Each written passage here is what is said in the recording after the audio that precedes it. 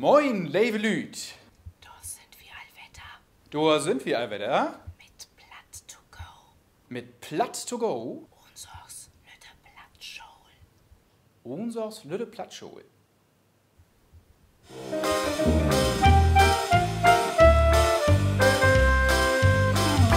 So, nochmal moin moin, lieve Lüd, bi Platt to go.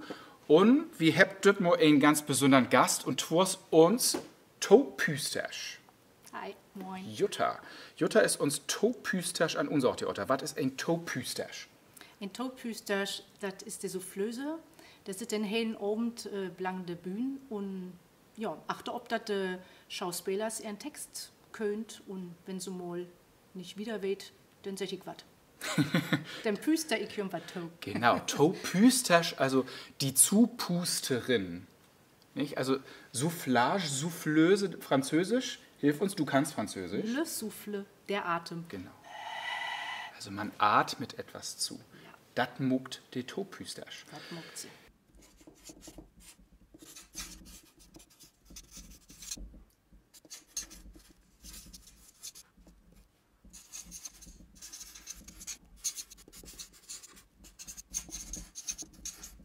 Wir habt auch all die ersten Fragen von uns Tokikers dort. Oh.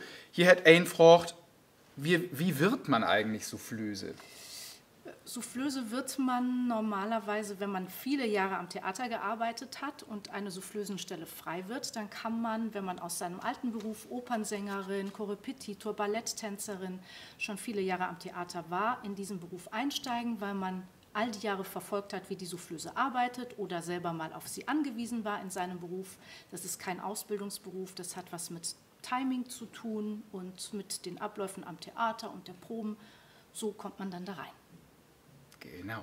Und wer sich jetzt ganz speziell dafür nochmal interessiert, wie Jutta dahin gekommen ist, was Juttas Weg ist, es gibt auch noch eine Folge von Wo kein mogt mit Jutta, also von dem Format, wo wir Folge 5, wo wir die Leute vorstellen, die hinter den Kulissen arbeiten, auch aus der Maske und aus der Technik und so weiter.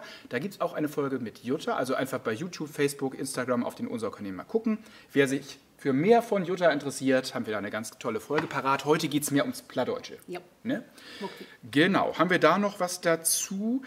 Eine hat noch gefragt, das nehme ich vielleicht noch mal mit rein. Was macht die Soufflöse, wenn sich die Spieler im Text verloren haben und sich auf einer ganz anderen Seite des Textes befinden? Verzweiflung, eventuell fehlen dann einige wichtige Stellen des Stückes. Was tun, Jutta? Genau, also bei mir ist es normalerweise so, ich versuche ganz schnell im Kopf klarzukriegen, fehlt irgendwas Wesentliches. Also etwas, was die Handlung vorantreibt, was uns verloren geht, wenn wir es nicht wissen. Ist das nicht der Fall? Ist es einfach natürlich eine schöne Szene, die verloren geht, aber was jetzt nicht den Handlungsstrang vorantreibt, sagen wir, okay, wir lassen es jetzt unter den Tisch fallen. Kriegen die Zuschauer dann nicht zu wissen. Wenn es allerdings was ist, was wirklich essentiell wichtig ist, eine Information, die wir nachher brauchen, wo man dann irgendwie den Zusammenhang nicht versteht, springe ich auf, ruder wild mit den Armen und gehe dann mit dem Schauspieler, den es betrifft, im Text zurück. Muss entweder laut reinrufen oder der kriegt dann meine Zeichen mit und weiß selber, oh, da ist irgendwas und findet wieder zurück oder kommt näher zu meinem Platz und lässt es sich sagen. So machen wir das dann. Da muss ich denn auch kreativ war. Ne? Ich besinne mich nur, ob eine Geschichte, die hat Heidi Kabel jemals vertellt von Henry Fahl, der ja auch mit dem Text nicht mehr so ganz go-to-Weg wäre, so in den letzten Jahren. Und dann haben sie auch so geheime Taken für M, so was als Fußdick achter de Ohren und so.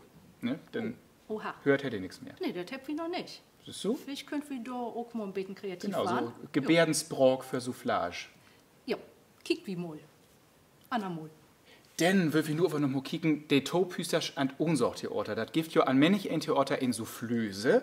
Aber der Topüstersch an unser Theater, der hat ja noch ein bisschen was anderes zu tun. Mehr Verantwortung, als vielleicht die Soufflöse an Thalia Theater oder so. Was ist noch das Besondere hier an unser Theater? Dass ich darauf achten muss, dass die Schauspielers auch richtig Plattdeutsch snackt. So. Da habt wir 6 Wochen Proben für. Da könnt wir also so kicken, was das gut war oder was da noch Fehlers bin sind. Und dann muss das sitzen. Du schriftst ja auch wirklich die Schauspielers wie der Prof auch noch ob. Hier hast du ein Wort nicht richtig gesagt und das Wort hält anders und hier musst du noch mal ran. Das hält lustig und nicht lustig und so wieder. Ne? Und dann kriegt ihr so ein List von die und dann weht sie, was sie noch so ein beten plattisch bimsen mögt zwischen den Proben. Das hast du vorhin beobachtet, ne? Ja, okay. Wie ein Breven, ja. Jetzt hätte ich an der Ende von der Profi Sie haben Post, ich habe den Brief geschrieben. So. Und das dort der Fehler ist ab und das nimmt sie dann mit nach Hus und kickt noch mal. Ja. Genau. Und darum ist das ja auch an unser Theater gar nicht so licht, als vielleicht auch nicht licht, aber an anderen Theaters in so Flöße zu finden. Aber, mach wen. Ja. Ne? Aber du hast ja auch eigentlich das Plattdeutsch, die so ein Beten Rob schafft, als du hierher kämst, ne? Das ist so, yes. Meist auf dem Dach, 15 Jahre ist das nur her, dass ich an unser Theater gekommen bin. Ja. Unser Jubiläum für Judel. So ist das. Ja, Judel, also wie so nimmt hier in Hus. Und damals habe ich kein einziges Wort Plattdeutsch snackt. Ja, ich habe dann ein Profstück gekriegt von den ollen Intendanten Christian Seeler. Und dafür habe ich dann Plattdeutsch gelehrt. Ich habe mich troppen bis deswegen, ich weiß nicht mehr genau, mit einer Frau, die Plattdeutsch snackt. Und die hat mir vertellt, wo Ansen was ausspricht. Utsnackt. Ja, das wo ans was secht war. Wo ans was secht war. So, und was das Wort bedüden deit und so. Und dann, als ich mein erstes Textbuch in der Hand kriegen habe, da habe ich dann wusst, was das deit und wo ans das heit und wo ans ich das snacken muss. Ja, so ist das West. Und nur mal die Arbeit sozusagen, gibt das so typische Fehler, typische Sorgen, die wirklich figelisch sind für die Schauspieler, auch just für die Plattdeutsch noch nicht von Hus und Köhn und so, gibt das Sorgen, die figelisch sind oder auch lustig sind oder besonders schön sind an das Brok, was ist die da aufholen? Figelisch ist jümmers wieder Aal und All. Die All sind All. So ist die das. Aale sind schon alle. Jo. Weil das ein Aal wird schreiben AL, man wird snackt All und das andere wird schreiben A Doppel L und was snackt Aal. Das eine ist alle und das andere ist schon. Ja. So. Bloß nicht in Schwerin, dem muckt das just andersrum. Da kommst du dann Hell und Dale durch. Oh, dann Tüdel. Ja. Das ist ein Problem, was hier jünger wieder auftreten deit, denn Dach und Doch, ein Dach, zwei Doch, Hüdigen Dachs, wo anzählt das nu? Dings Dochs, von von Dach, von Doch. Ja, das kommt jünger wieder, denn habt wie wo kein, wo name, das kurz sagen kann mit name und kein, aber wo hat wie auf Hochdeutsch.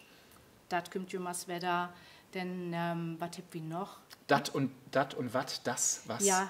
Das T und S, die hochdeutsche Lautverschiebung, die das Plattdeutsche nicht mitgemacht hat. Also das, was, nass, ob Plattdeutsch dat, wat, nat und so was als leben, geben, ob Plattdeutsch leben, geben. Diese Unterschiede, die sind natürlich trotzdem sehr dicht dran am Hochdeutschen. Also das und dat, das ist ja nicht wie das und that. That ist schon viel weiter weg. Aber weil manche Wörter am Plattdeutschen so dicht dran sind am Hochdeutschen, glaube ich, passiert es viel schneller, dass man stolpert und ein hochdeutsches Wort reinrutscht. Ja, just so als wie das Wort Mann. Wir habt auf Hochdeutsch Mann. Mann. So, Mann, auf Plattdeutsch ist aber. Und dann gibt es Schauspieler, der sagt Mann over und der habt dann sagt aber. So, das. Und was lustig, da hätte mal ein Secht auf der Bühne, sie hätte einen Mann totschäten. So. Richtig wäre, sie hätte einen Mann totschorten. Ja.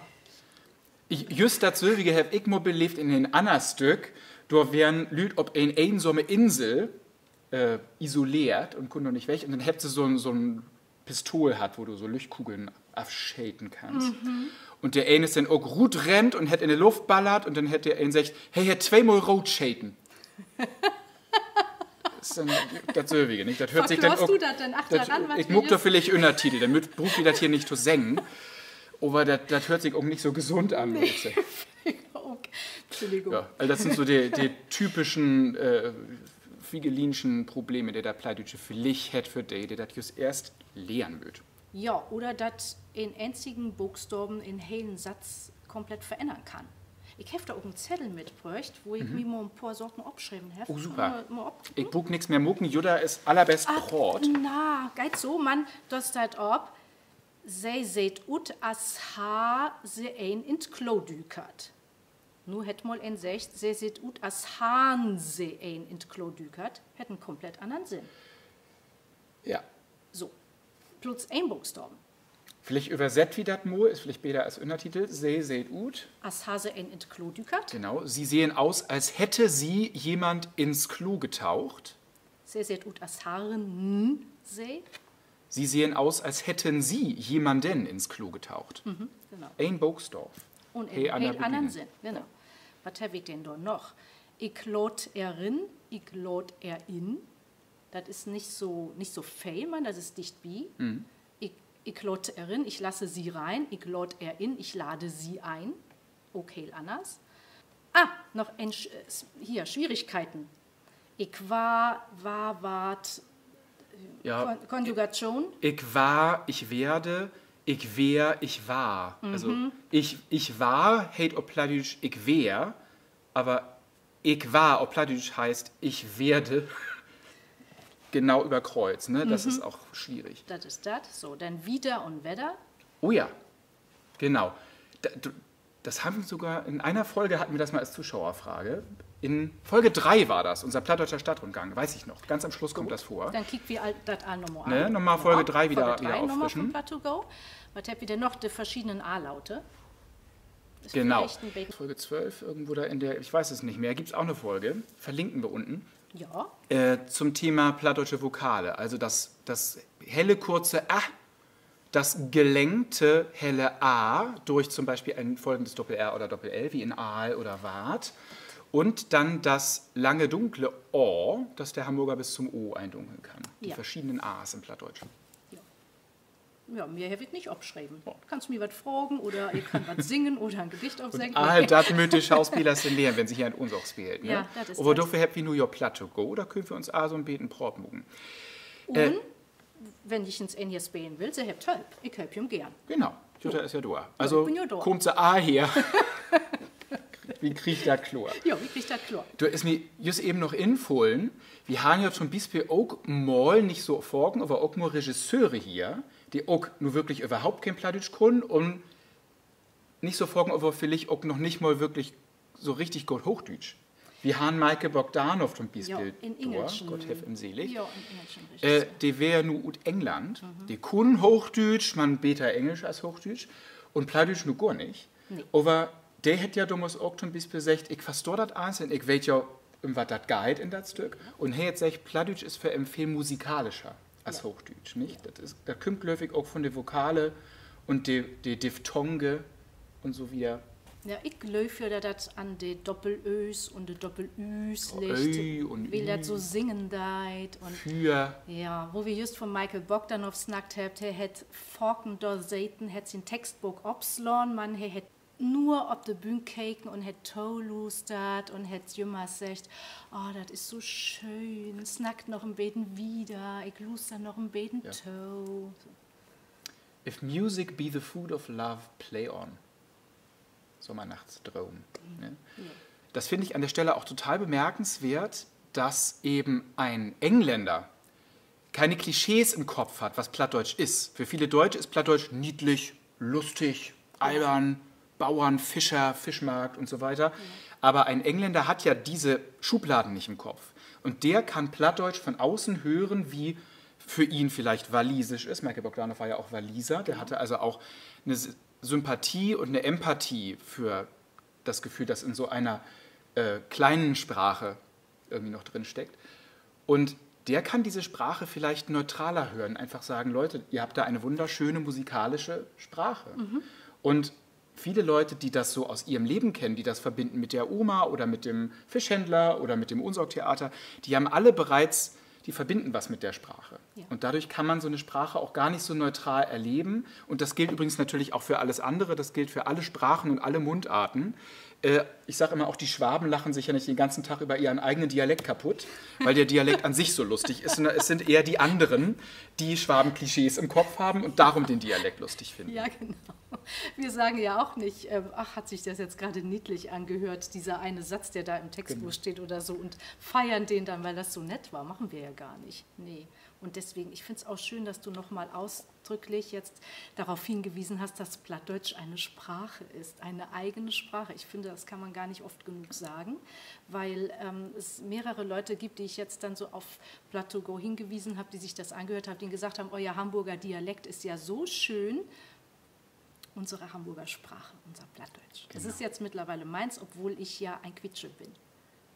In Quitsche. Ja. Haben wir Quitsche überhaupt mal erklärt? Weiß ich gar nicht. Ich erinnere mich nicht, tut mir leid. Machen wir es jetzt kurz. Ein Quitsche ist ein Nicht-Hamburger und wie viele Hamburger Begriffe ist auch der nicht ganz eindeutig zu definieren. Es gibt verschiedene Theorien. Entweder ist es so, dass Leute, die nicht Hamburger waren, früher, wenn sie sich in der Stadt aufhalten wollten, eine Gebühr entrichten mussten, dafür eine Quittung bekamen. Das waren also Leute von außen, die mit diesem Zettel durch die Stadt liefen. Mit der Quittung, das waren die Quitsches. Das ist eine Vermutung. Es könnte aber auch was zu tun haben, und da spielen mehrere Vermutungen mit rein, mit der Frucht der Quitte, die gelb ist, nämlich Gel. Das sind also Leute, die Gel snacken, die von außen kommen. Gel, das Hochdeutsche, ist ein plattdeutscher Ausdruck für die hochdeutsche Sprache, die fremde Sprache von draußen. Und das wird dann gerne auch verbunden mit dem Wort Missingsch, was ja für das Gemisch aus Hochdeutsch und Plattdeutsch steht, was dann von Messing hergeleitet wird, also golden-gelb. Geht aber nicht auf, wenn man sagt, Missingsch kommt nicht von Messing, sondern von Meißnerisch. Es bezeichnet einfach das Hochdeutsche als Sprache und wird dann komisch ausgesprochen. Also ihr merkt, das ist schwierig zu definieren. Merken müsst ihr euch nur, ein Quitsche ist ein Nicht-Hamburger, einer, der nicht Plattdeutsch, nicht Missingsch und nicht Hamburgisch spricht. Oder nicht von hier kommt. Sondern dieses fremdartige Hochdeutsch oder sowas. Ja, genau. Was ich ja gemacht habe bis vor 15 Jahren. Das waren harte Zeiten. Ja, ich habe viel verpasst vorher, also. Endlich können wir Plattdeutsch snacken, oder? Jo, endlich. So, aber Enelk. Enelk, Ja. genau. Enelk können wir Plattdeutsch snacken. Jetzt sind wir auch schon beim Thema Sprache und da würde ich sagen, auf den letzten Metern der Folge greife ich mal zu den letzten Zuschauerfragen. Jawohl. Da habe ich nämlich von Andreas Sander aus Kiel eine Frage bekommen. Ich habe mal wieder Begriffe, von denen ich gern wissen würde, wo der Ursprung her stammt. Und dann hat er mir 3 Begriffe geschickt. Und da finde ich, das ist eine gute Gelegenheit, um noch mal was zu erklären. Viele Leute fragen zum Beispiel, woher kommt denn das Wort kieken? Und erwarten dann so eine Antwort wie, das kommt von dem Wort gucken. Aber das ist natürlich Quatsch. Denn das wäre so, wie wenn man sagen würde, meine Musikalität habe ich von meinem Bruder geerbt. Von deinem Bruder hast du gar nichts geerbt, sondern vielleicht habt ihr beide das von euren Eltern geerbt oder von euren Großeltern, denn das habt ihr gemeinsam. Von deinem Bruder kannst du nichts erben, genetisch. Und genauso wenig kann eine lebendige Sprache etwas aus einer anderen lebendigen Sprache geerbt haben, außer als Fremdwort. Wir haben Anglizismen. Ja. Die haben wir natürlich direkt aus dem Englischen. Und auch das Plattdeutsche hat natürlich Wörter direkt aus dem Hochdeutschen immer wieder importiert. Völlig klar. Aber die eigentlichen plattdeutschen Wörter, die nicht irgendwann aus dem Hochdeutschen eingesickert sind, die sind natürlich mit dem Hochdeutschen zusammen auf gemeinsame Vorfahren zurückzuführen.